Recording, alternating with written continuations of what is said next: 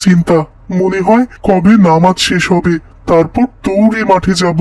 আর আমি নামাজে দাঁড়িয়ে ভাবি আজ আমার আম্মু কি রান্না করেছে। কিন্তু শুনো, হুজুর তো বলেছিলেন যদি মনোযোগ ছাড়া নামাজ পড়ি তাহলে সেটা শুধু শরীরের ব্যায়াম হয়ে যায়, আসল নামাজ হয় না। তাই নাকি? তাহলে আমরা নামাজে কিভাবে মনোযোগ আনবো? মনে নেই তোদের? হুজুর বলেছিল নামাজের সময় ভাবতে হবে আল্লাহ আমাদের দেখছেন। হ্যাঁ ঠিকই তো, যদি মনে করি আমি আল্লাহর সামনে দাঁড়িয়ে আছি তাহলেই তো মনোযোগ থাকবে নামাজে। ঠিক বলেছিস, চল আমরা সবাই প্রতিজ্ঞা করি এখন থেকে নামাজে দাঁড়িয়ে মনে করব আল্লাহ আমাদের দেখছেন। ইনশাআল্লাহ।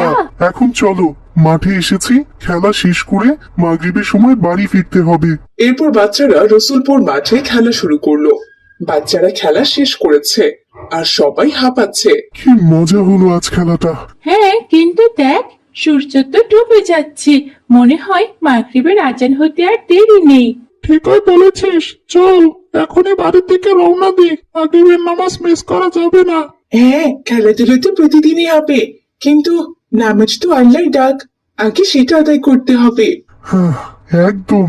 আজ হুজুর বলেছিলেন নামাজ হলো জান্নাতের টিকিট, জান্নাতের টিকিট কেউ হারাতে চায় না। না না না, তাহলে আর দেরি নয়, চল সবাই বাড়ি যাই, সুন্দর করে উঁচু করি, তারপর মাগরিবের নামাজে দাঁড়াই। এরপর বাচ্চারা মাঠ ছেড়ে বাড়ির পথে চলে গেল। দূরে মসজিদ থেকে আজানের সুর ভেসে আসছে। সাইম গিয়ে উঁচু করে নামাজে দাঁড়ালো, কিন্তু তার নামাজ পড়তে অনেক সময় লাগছিল। সে নামাজে মনোযোগ দিতেই পারছিল না।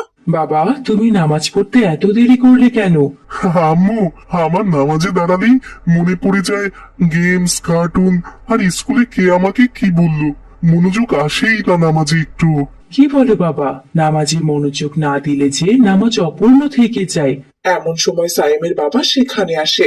কি ব্যাপার, ছেলে আর মা কি নিয়ে আলোচনা করছে? সায়েম বলছে ওর নাকি নামাজে মনোযোগ থাকে না। হ্যাঁ আব্বু, আমি অনেক চেষ্টাও করি কিন্তু মন চলে যায় এদিক ওদিক। বাবা সাহেব, মনোযোগের রহস্যটা বুঝতে হলে আগে নামাজকে ভালোবাসতে হবে। যেমন খেলায় তুমি একদম ডুবে যাও, ঠিক তেমনি নামাজেও ডুবে গেলে মনোযোগ অবশ্যই আসবে বাবা।